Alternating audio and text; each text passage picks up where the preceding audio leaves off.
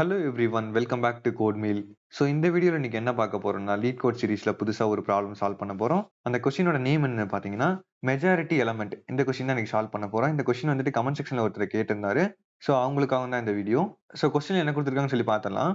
Given an array nums of size n, return the majority element. So நமக்கு வந்துட்டு நம்ஸ்னு சொல்லி ஒரு அரே கொடுத்துருக்காங்க. அதோட லென்த் பார்த்தீங்கன்னா n. அதுல வந்துட்டு நமக்கு மெஜாரிட்டி எலமெண்ட் எதுவோ அதை வந்து ரிட்டர்ன் பண்ண சொல்லியிருக்காங்க. ஸோ மெஜாரிட்டி எலமெண்ட்னா என்னன்னு சொல்லி நமக்கு பார்த்தோன்னா ஒரு சில நேரம் புரியாது. ஓகே, ஒரு சில பேருக்கு தெரியும். பட் அதுக்கும் வந்து கீழே அவங்க கொடுத்துருக்காங்க பாருங்க. The majority element is the element that appears more than n/2 times. அதாவது அந்த கொடுத்துருக்க அரேல பாதி லென்த் எடுத்துக்கோங்க. இப்ப 10 இருந்தா அதுல 5 எடுத்துக்கோங்க. இப்ப அந்த 5க்கு மேல, அதாவது 6 இல்ல 7 கவுண்ட் உள்ள எலமெண்ட் எதுவோ, அதாவது 5க்கு மேல எவ்வளவு கவுண்ட் இருந்தாலும் பரவாயில்ல. சோ அந்த எலமெண்ட் வந்து அவங்க ரிட்டர்ன் பண்ண சொல்றாங்க. சோ இதுதான் வந்து கொஸ்டின். அதே மாதிரி பாத்தீங்கன்னா you may assume that the majority element always exists in the array. அதாவது அரே பொறுத்தவரை கண்டிப்பா மெஜாரிட்டி எலமெண்ட் இருக்குன்னு சொல்லிட்டாங்க. சோ கண்டிப்பா வந்து அந்த அரேவோட சைஸ்ல பாதிக்கு மேல கவுண்ட் உள்ள ஏதோ ஒரு நம்பர் கண்டிப்பா இருக்கும். சோ அதை தான் வந்து நம்ம ரிட்டர்ன் பண்ணணும். சோ எக்ஸாம்பிள் பார்த்தா உங்களுக்கு ஈஸியா புரியும் பாருங்களேன். சோ நம்ஸ் அரேல பாத்தீங்கன்னா 3 2 3 சொல்லி 3 வேல்யூ கொடுத்திருக்காங்க. இதுல வந்து எது மெஜாரிட்டி? எனக்கு 3 தான். 3 தான் வந்து அதிகமா இருக்கு. சோ 3 வந்து அவுட்புட்டா கொடுத்திருக்காங்க. அதே மாதிரி இங்க பாத்தீங்கன்னா இந்த 3 வந்து அரேவோட பாதி கவுண்ட்டுக்கு மேல இருக்கும். சோ அரேவோட பாதி கவுண்ட் எவ்வளவு இல்ல? இப்ப 3ல பாதி எவ்வளவு? 1.5. சோ அரேவோட பாதி வந்து இங்க 1.5 வருது.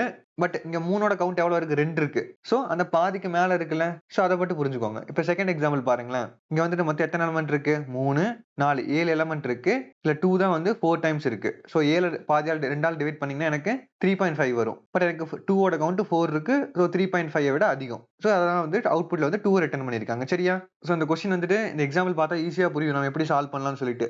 சிம்பிள் தான். ஜஸ்ட் ஒவ்வொரு நம்பரோட கவுண்ட் எடுத்துக்கலாம். அதுல எந்த நம்பரோட கவுண்ட் வந்து அதிகமா இருக்கோ அதை வந்து நம்ம ரிட்டர்ன் பண்ணிடலாம். பட் இங்க கீழே பாத்தீங்கன்னா ஃபாலோ அப்னு சொல்லி ஒன்று கொடுத்துருக்காங்களா? could you solve the problem in linear time and in O of one space. அதாவது எனக்கு O of n time complexity இருக்கணும். அதே மாதிரி O of n அதாவது கான்ஸ்டன்ட் ஸ்பேஸ் காம்ப்ளெக்சிட்டி இருக்கணும். சரியா? இதை யூஸ் பண்ணி நம்மளால சால்வ் பண்ண முடியுமான்னு சொல்லி கேட்டிருக்காங்க அவங்க. ஓகே, நம்ம ட்ரை பண்ணி பார்த்துருவோம். ஸோ இந்த கொஸ்டின் பொறுத்த வரைக்கும் நம்ம டிஃப்ரெண்ட் அப்ரோச்ல வந்து சால்வ் பண்ணலாம். நான் உங்களுக்கு ஒரு 2 3 சொல்லி தரேன். ஆக்சுவலா எல்லாமே சிம்பிள் தான். சரியா? ஓகே, நான் உங்களுக்கு எக்ஸ்பிளைன் பண்றதுக்காக இந்த 2வது எக்ஸாம்பிள்ல கொடுத்த இன்புட் வந்து நான் எடுத்துக்கிறேன். ஓகே, இதுதான் வந்து 2வது எக்ஸாம்பிள்ல கொடுத்த இன்புட். நீங்க ஒன்னு நோட் பண்ணீங்களா? அவங்க சொல்லியிருந்தாங்க பாத்தீங்களா? அந்த மெஜாரிட்டி எலமெண்ட்ங்கிறது வந்து கண்டிப்பா அரேவோட பாதி சைஸ்க்கு மேல தான் இருக்குன்னு சொல்லிட்டாங்க. சோ நான் உங்களுக்கு சின்ன டைரக்ட் அப்ரோச் சொல்றேன் பாருங்க.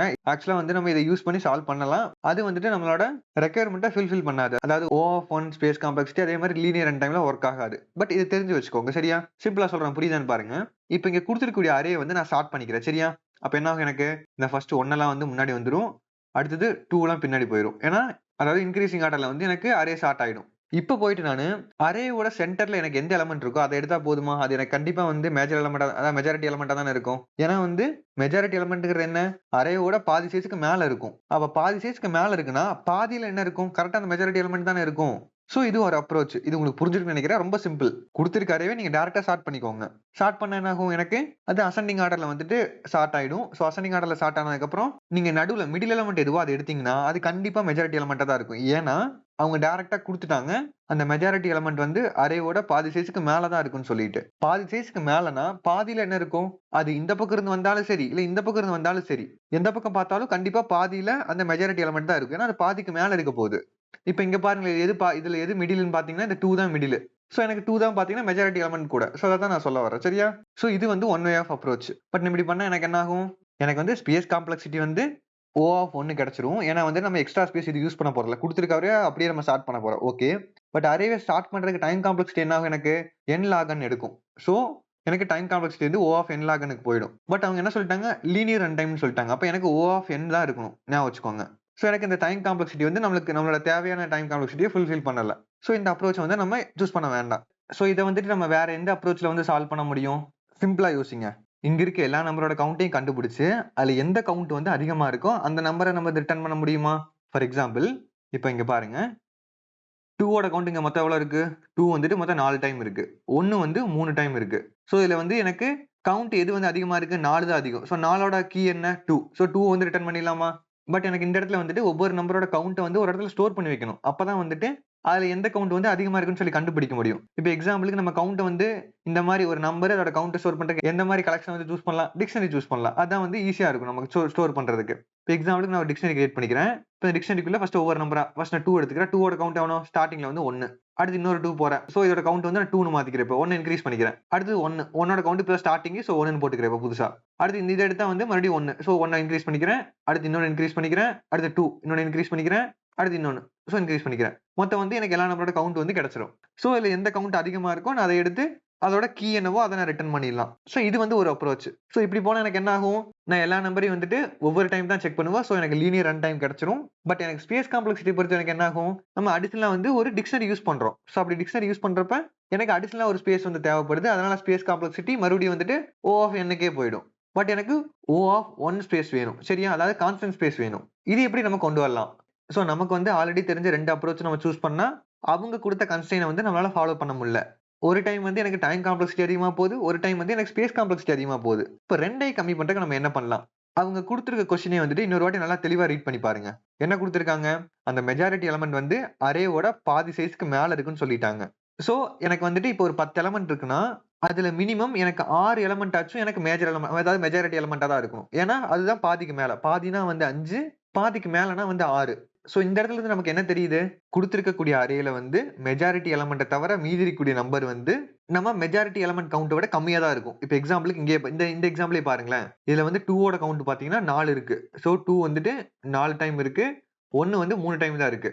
சோ நம்ம என்ன பண்ணலாம், இந்த இடத்துல 2 நம்பரா எடுத்து அதை கிளியர் பண்ணிட்டே வந்தோம்னா எனக்கு கடைசியில மீதி இருக்கக்கூடிய நம்பர் வந்து கண்டிப்பா மெஜாரிட்டி எலமெண்டா தான் இருக்கும். அதாவது என்ன சொல்ல வரேன்னா, இப்போ எக்ஸாம்பிளுக்கு நான் ஃபர்ஸ்ட் வந்துட்டு இப்போ நான் அந்த 2ஆம் நம்பர் எடுத்துக்கிறேன். சோ இதுதான் வந்து என்னோட மெஜாரிட்டின்னு ஃபர்ஸ்ட் நான் கன்சிடர் பண்ணிக்கிறேன்னு வச்சுக்கோங்க. சரியா, சோ அடுத்த நம்பர் எடுக்கிறேன். இப்போ இது வந்து நான் ஆல்ரெடி வந்து மெஜாரிட்டியா சூஸ் பண்ண நம்பரோட சேமா இருக்கான்னு பாக்குறேன். ஆமா சேமா இருக்கு. அப்ப என்ன பண்றேன், நான் கவுண்ட்னு ஒரு வேரியபிள் எடுத்து அந்த கவுண்ட்ல வந்து நான் ஒவ்வொன்றா இன்க்ரீஸ் பண்ணிக்கிறேன். ஃபர்ஸ்ட் இந்த 2க்கு வந்து 1, அடுத்து இன்னொரு 2க்கு வந்து 2. இப்போ நெக்ஸ்ட் வந்து நான் 1ஆம் நம்பர் எடுக்கிறேன். சோ இந்த 1ஆம் நம்பர் வந்து நான் ஆல்ரெடி கண்டுபிடிச்ச மெஜாரிட்டி எலிமெண்ட்க்கு ஈக்குவலா இருக்கான்னு பாக்குறேன். ஈக்குவலா இருக்கா? ஈக்குவலா இல்ல. அப்ப நான் என்ன பண்ண போறேன், இந்த 2வ நான் அப்படியே வச்சுக்க போறேன். இந்த கவுண்ட் இருக்கு பாத்தீங்களா, இந்த கவுண்ட்டை மட்டும் நான் 1 கம்மி பண்ணிக்க போறேன். நெக்ஸ்ட் என்ன பண்ண போறேன், அதே மாதிரி இந்த 1 எடுத்துக்கிறேன். மறுபடியும் இந்த மெஜாரிட்டி எலிமெண்டோட கம்பேர் பண்றேன். மெஜாரிட்டி எலிமெண்ட் என்ன, எனக்கு 2. சோ 2 1 மேட்ச் ஆகாது. சோ மறுபடியும் வந்து இந்த கவுண்ட் வந்து 1 கம்மி பண்ணிக்கிறேன். சோ நெக்ஸ்ட் வந்து அடுத்த 1. சோ அடுத்த 1 எடுக்கும்போது நான் மறுபடியும் இதோட கம்பேர் பண்றேன். இப்படி கம்பேர் பண்றப்ப எனக்கு வந்து கவுண்ட் வந்து 0 ஆயிருச்சு. சோ இந்த 2 1 வந்துட்டு எனக்கு ஒவ்வொன்னுக்கு ஒண்ணு வந்து மேட்ச் ஆயிடுச்சு. சோ அதனால தான் வந்து எனக்கு கவுண்ட் 0 ஆயிடுச்சு. சோ எனக்கு எப்பப்பெல்லாம் கவுண்ட் 0ன்னு இருக்கா அப்பப்பெல்லாம் வந்து என்னோட மெஜாரிட்டி எலிமெண்ட் அப்டேட் பண்ண போறேன் நானு. அதாவது இன்னும் உங்களுக்கு சிம்பிளா சொல்றேன் பாருங்களேன். இங்க பாருங்க, இந்த நம்பர் இது அப்படியே எடுத்துக்கோங்க. இதுல எது மெஜாரிட்டி எலிமெண்ட்? 2 தான மெஜாரிட்டி எலிமெண்ட். சோ என்ன பண்ண போறேன், இந்த 2வும் 1ம் இது ரெண்டும் ஒரு பேர். சரியா, இந்த 2வும் இந்த 2 1ம் ஒரு பேர். இந்த 1 இந்த 2 1ம் பேர். சோ இந்த மாதிரி ஒரு மெஜாரிட்டி எலிமெண்ட், ஒரு மெஜாரிட்டி இல்லாத எலிமெண்ட், இது ரெண்டையும் வந்து பேரா எடுத்து ஒண்ணுக்கு ஒண்ணு வந்து கேன்சல் பண்ணிக்க போறேன். சோ அப்படி கேன்சல் பண்ணிட்டேன், எனக்கு மீதி இருக்க நம்பர் வந்து கண்டிப்பா மெஜாரிட்டி எலிமெண்டா தான் இருக்கும். ஏன்னா அதுதானே வந்து அரேவோட சைஸ்ல விட பாதி அதிகமா இருக்கு. சோ இது உங்களுக்கு புரியும்னு நினைக்கிறேன். அதாவது சிம்பிளா சொல்றேன் பாருங்களேன். இப்போ வந்து நான் கவுண்ட்னு ஒரு வேரியபிள் எடுத்துக்க போறேன். சரியா, so count equal to 0 first. அடுத்து எனக்கு ரிசல்ட், என்னோட final result. So final result வந்து ஸ்டார்டிங்ல வந்து நான் எம்ப்டியா வச்சுக்க போறேன். சோ நன்னு சும்மா செட் பண்ணிக்கிறேன். சோ இப்போ நம்ம இதுல இருந்து ஒவ்வொரு நம்பரா எடுத்து செக் பண்ணுவோம். சோ ஃபர்ஸ்ட் நான் 2 எடுத்துக்கிறேன். சோ 2 எடுத்து நான் இந்த ஃபைனல் ரிசல்ட்டோட கம்பேர் பண்றேன். 2 ஈக்குவலான்னு சொல்லிட்டு. அதே மாதிரி எனக்கு கவுண்ட் வந்து 0ன்னு இருக்கணும். ஏன்னா அப்பதான் வந்து நம்ம ஒரு புதுசா ஒரு எலிமெண்ட்டை வந்து நம்ம ஸ்டார்ட் பண்ணிருக்கோம்னு அர்த்தம். இப்போ எக்ஸாம்பிளுக்கு நம்ம 2 தான் புதுசா ஸ்டார்ட் பண்ணிருக்கோம். ஓகே, இப்போ நான் 2 வந்து மெஜாரிட்டி எலிமெண்ட் ஃபைனல் ரிசல்ட்டோட கம்பேர் பண்றேன். எனக்கு 2 மேட்ச் ஆகல. அதே மாதிரி எனக்கு கவுண்ட் வந்து 0வான்னு பாக்குறேன். ஆமா 0வா இருந்தா என்ன பண்றேன், இந்த 2 தூக்கி நான் அப்படியே ஃபைனல் ரிசல்ட் அப்டேட் பண்ணிக்கிறேன். ஏன்னா இந்த ஃபர்ஸ்ட் நம்பர் இருக்குல்ல, இது இப்போ ஒருவேளை வந்து இது மட்டும் தான் நம்ம கொடுத்த வந்து ஃபுல் அரேன்னு கன்சிடர் பண்ணிக்கோங்க. அப்போ வந்து எனக்கு எது மெஜாரிட்டி எலிமெண்ட், இந்த 2 தான மெஜாரிட்டி எலிமெண்ட். சோ அத தான் வந்து நான் இங்க அப்டேட் பண்ணிக்கிறேன். அதோட கவுண்ட் எவ்வளவு, 1. அவ்வளவுதான். இப்போ நெக்ஸ்ட் வந்துட்டு இந்த 2 வந்து இதோட கம்பேர் பண்றேன். இப்போ 2 ஈக்குவல் தான். சோ என்ன பண்றேன், நான் இதோட கவுண்ட்டை மறுபடியும் 1 அதிகப்படுத்திக்கிறேன். நெக்ஸ்ட் வந்துட்டு 1, இந்த 1 எடுத்து இதோட கம்பேர் பண்றேன். இப்போ 2 ஈக்குவல் கிடையாது. அதே மாதிரி எனக்கு கவுண்ட் வந்து 0-1 பாக்குறேன். எனக்கு கவுண்ட்டும் 0 கிடையாது. அப்ப என்ன பண்றேன், 0வா இருந்தா நான் அந்த ஃபைனல் ரிசல்ட் அப்டேட் பண்ணிட்டு இதை நான் 1ன்னு அப்டேட் பண்ணிடுவேன். அப்படி 0 இல்லைன்னா இந்த ஃபைனல் ரிசல்ட் அப்படியே இருக்கட்டும். இந்த கவுண்ட் மட்டும் நான் 1 கம்மி பண்ணிக்கிறேன். ஏன்னா வந்து இந்த 1 வந்து இந்த 2ஓட மேட்ச் ஆயிடுச்சுன்னு சொல்லி கன்சிடர் பண்ணிக்கோங்க நீங்க. சோ இந்த ஒரு 1க்கு இந்த ஒரு 2 வந்து கம்மி ஆயிடுச்சு. சரியா, ஓகே, இது முடிஞ்சது. அப்ப அடுத்த 1க்கு வாங்க. சோ அடுத்த 1 மறுபடியும் கம்பேர் பண்றேன். ஈக்குவல் கிடையாது. அதே மாதிரி எனக்கு இதுவும் 0 கிடையாது. சோ மறுபடியும் இதுல 1 கம்மி பண்ணிடுறேன். சோ இப்போ எனக்கு என்னாச்சு, இந்த 2க்கு இந்த 1 மேட்ச் ஆயிடுச்சு, இந்த 2க்கு இந்த 1 மேட்ச் ஆயிடுச்சு. சோ 1க்கு 1 வந்து கேன்சல் ஆயிடுச்சு. ஓகே, இது முடிஞ்சது. நெக்ஸ்ட் இந்த 1க்கு வருவோம். சோ இந்த 1க்கு வரும்போது இது ரெண்டும் மேட்ச் கிடையாது. அதே மாதிரி எனக்கு கவுண்ட் 0. சோ கவுண்ட் 0 வரணும் என்ன பண்ண சொன்னேன், இந்த ஃபைனல் ரிசல்ட்டை நம்ம அப்டேட் பண்ணிடணும். இந்த கவுண்ட்டை வந்து 1 இன்க்ரீஸ் பண்ணிடணும். இது ஏன்னா இப்ப இங்க பாருங்களேன், ஒருவேளை அரே வந்து இது வரைக்கும் இருந்துச்சுன்னா இதுல எது எனக்கு மெஜாரிட்டி, 1 தானே மெஜாரிட்டி. நான் ஃபைனல் ரிசல்ட்ல 1 கரெக்டா இருக்குதா?